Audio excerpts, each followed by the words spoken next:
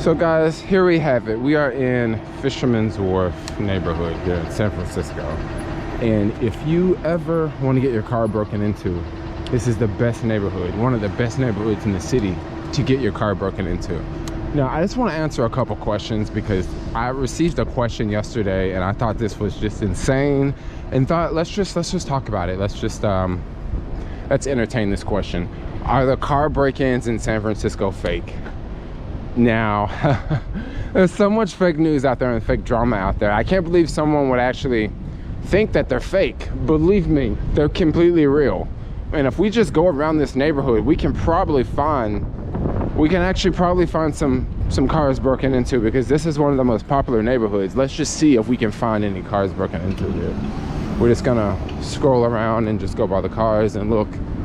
I'm pretty sure we'll probably find some car break-ins here, and I can, still answer some questions. So people, I've seen in the comments a lot, why won't the police do something about the car break-ins? I mean, you would think maybe the police would set up some sort of sting operation or something like that. I don't really hear about things like that happening in the city. Whenever I hear about sting operations, it's always a bad thing. Oh, there's some glass from that car. Yeah, that window smashed, and it was glass on the ground. Yeah, I don't really hear about, sting operations like that. I think the reason why sting operations aren't so big in the city is because even if the people get caught, they don't necessarily get prosecuted. So the police may actually catch them and arrest them, right? And then after they arrest them, they're pretty much let back out like a couple days later. And it's like not a big deal. Wow, this street's really clean. There's no cars parked here. This is not a busy day, by the way. This is not a weekend. This is like a Wednesday. Yeah, it's like a Wednesday in the middle of the afternoon. But like I say, if we keep scrolling around, we'll probably see some glass somewhere around here. I'm pretty sure there's a bunch of glass there on the ground that's scattered. Wherever the tourists go, that's where you're gonna find car break-ins. And it's pretty insane, like, living here and just watching, the place change so much. I mean, car break-ins were always a thing here, but now it's like it's getting to be extremely popular. I can't believe it, but this is a good sign, guys. This is a good sign there's no broken glass, but also there's not a lot of cars parked down here too. If you can see, there's some broken glass there on the street. Usually the city will clean it up really fast in this neighborhood. Like, they'll have people walking around with like a broom and a shovel, and sometimes they'll clean up the glass before like the people even get back to the car and notice it, like they've already cleaned up the glass. So people come back to their car sometimes and they're like, oh, wow, my window is broken but the glass is already gone. That's because they cleaned the glass up before you got back to your car. Insane, right?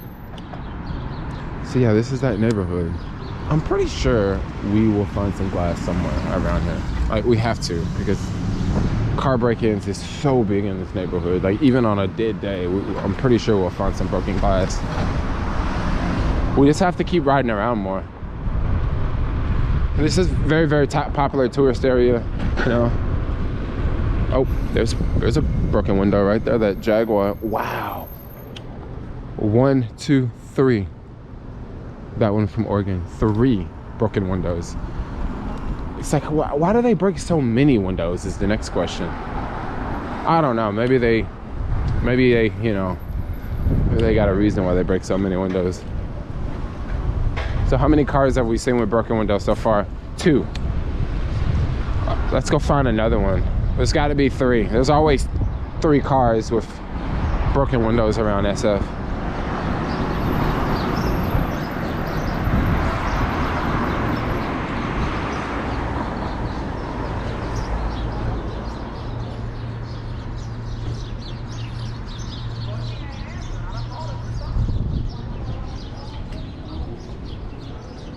All right. As you can see, it's not very busy right now. It's pretty quiet out.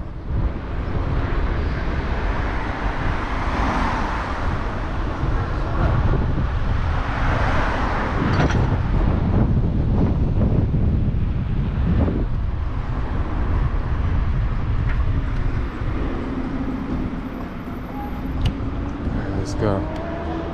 All right, cool.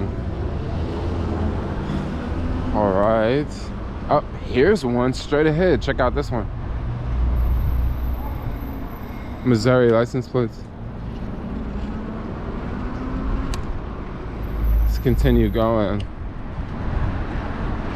I mean, you could come here, like, if you really want to see a lot of broken windows and broken glass, come here on the weekends. Just come here on the weekends, yo. Like, you will see a lot of broken glass.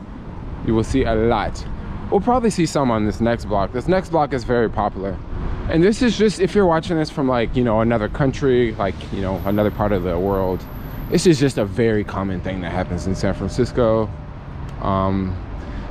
You know, I don't know what to say. Like, I don't know if they encourage it or if they don't. I mean, it happens so much, and it's like, well, I don't know, why won't you do something to stop it? But, you know, they don't really do anything to stop it. So, I mean, to me, it seems like in their eyes it's okay, because, you know, they're not doing anything to stop it. They're not trying to do anything to discourage it. Oh, there's some broken glass. It wasn't that car, because that one's moved, but there's some broken glass. Yeah, just anywhere along these streets, very, very popular place. So if you're getting ready to come to the city and you're gonna be parking around here, one thing to do is, you know, I would say don't open your trunk and all that. Don't be exposing what you got in the trunk. And I've been hearing on the news, because lately I just started watching the news. I've been hearing on the news that they say don't leave Apple devices in your car, because, you know, they have some sort of device that can tell them that Apple devices are in the car, which I don't know how that works. You know, I mean, what if you got your thing on airplane mode? You know, what if you got your AirDrop and you're not sharing it to anyone else? You know, I don't know how they're doing that, but they probably got some sort of device that can let them know. I mean, what if it's turned off? Like, can they still tell it's in the car? Like, whenever I hear that on the news, it just really makes me wonder a couple things. Like, how does that device work, you know? What kind of device is it? It's pretty quiet down here. Like I say, this is a Tuesday. It's pretty dead. But yeah, guys, if you want to get your car broken into, this is the best neighborhood in the city to do it, you know?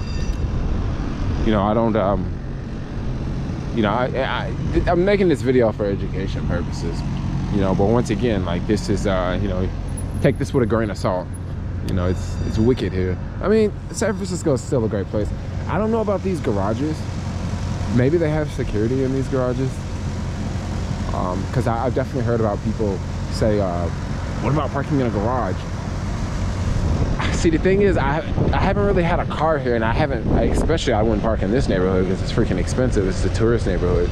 I don't exactly know how the car break-ins work in the garages. I'm sure that they probably happen. You know, you won't be immune from parking in a garage. I'm pretty sure it can still happen. And also, there's valet in a lot of places. I don't exactly know how the valet system works, because I used to be a valet in the city, and we would always tell people that, like, you can't leave items in your car, because we're not responsible for the items in the car. So that was just the valet company I work for. Like, you may go to a different valet company, it might be different, you know. But yeah, I don't know, you just kind of got to be careful around here. I mean, it's actually not a bad idea to come here and just don't rent a car. Just, you know, especially if you're going to be here for like 3 or 4 days. You know, you can see a lot of the sites, you know, using Uber and stuff like that. You don't necessarily have to. You don't have to rent a car, and then you can just, you know, go from the airport, get dropped off, Uber to your hotel, get dropped off there, you know, that sort of thing. And you can just Uber around the city, because renting a car around here is really expensive, yo. Renting a car is really expensive. You know, if you go rent a van, you might be paying like $150 a day, right? And then you would come down here and park at one of the garages because your hotel's down here. It's going to be like another $50 to $60 a day. Oh wow, some people freaking out over there. It's going to be another $50 or $60 a day just to park the van, right? So now you're already looking at like roughly $200 a day just to drive a van around here, and that's not including gas, which, you know, gas is, you know, $5-6 a gallon, so it won't be that much, because you won't be driving that much when you're here, because it's, not that much to drive around. So it's actually a really good idea not to rent a car, because you could easily pay $1,000 to rent a van or a car for a couple days, and then while you're renting that car, you know, it gets broken into, or your shit gets stolen. You know, you leave San Francisco and you have a bad vibe. You know, you say bad things about the city because you had a bad experience. But if you watch this video and you actually listen to some of the things I say, maybe you can come here and you won't have a bad experience. Maybe you come here and, you know, avoid some of the hot spots and, you know, just do things a little bit different. But anyway, guys, I'm gonna wrap this video up. Yeah, thanks a lot for watching. Like, comment, subscribe. Just want to make a video about you know, the best neighborhoods to get your car broken into in San Francisco, because everyone needs to know. Like, you come down to Fisherman's Wharf where all the tourists go, you get your shit broken into real quick. But anyway, I'm out. Like, comment, subscribe. Thanks a lot. Peace out. Yo, if y'all need a bike, need a KBO, check out my links in the description. These are really dope bikes. Anyway, I'm out. Peace out.